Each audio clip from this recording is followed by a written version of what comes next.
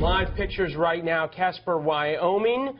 Ted Cruz on the stump. Remember, all of his rivals are back east. John Kasich and Donald Trump both stumping in New York. He is in Wyoming speaking to Republicans at the state's GOP convention. He hopes to pick up another 14 delegates to his haul there. He's already netted 9 pledged delegates at the state's county conventions last month, and the Wyoming convention is just one of a couple that Donald Trump is crying foul about.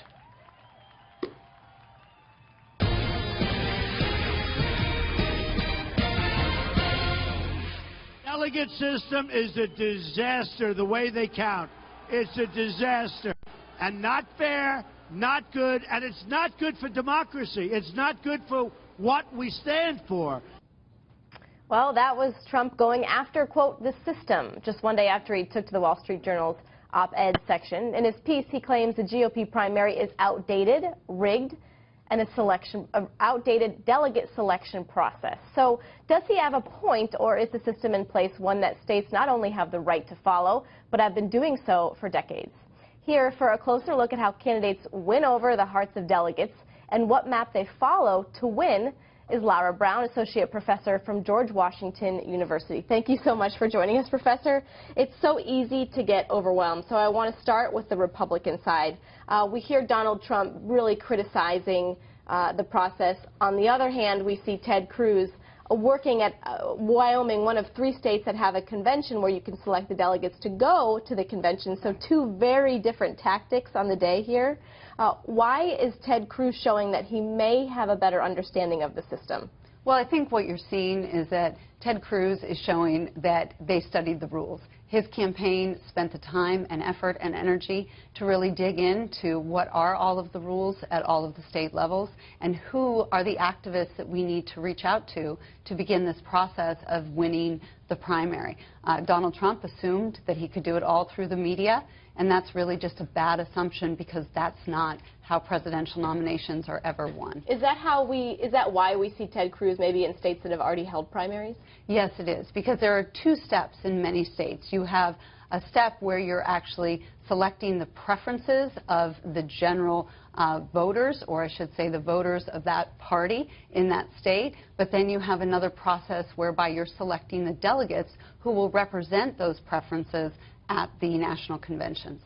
What would you say is the biggest unknown for voters at home when they're in this primary system, they're watching and they're learning, and we're learning about New York and other states that haven't been making headlines in elections past? What can they expect going up to July that they may have really not known before? Are there rules that we're going to learn about? There's tactics that we're going to learn about? I think we're going to learn a lot, but I think the most important thing for people to understand is that this is a profoundly democratic small d process.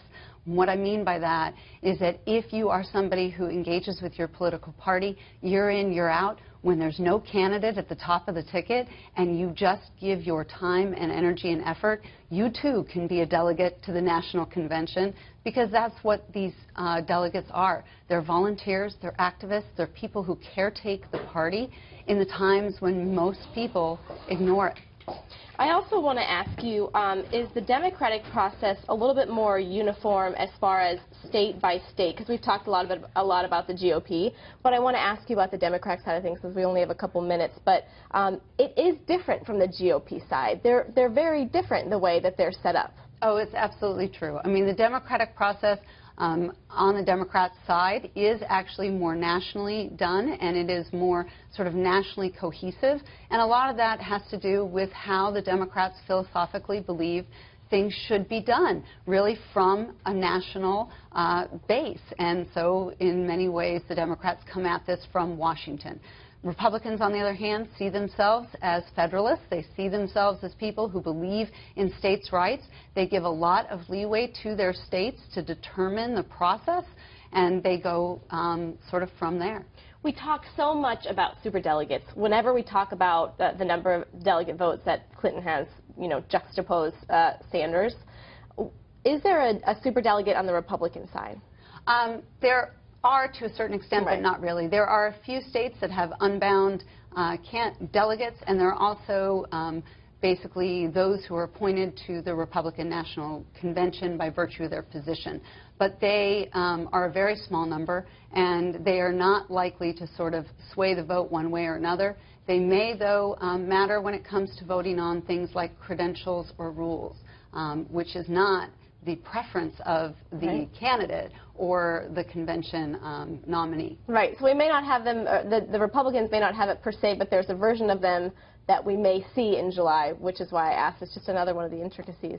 It's really interesting. Thank you so much for joining us. Thank you for having me.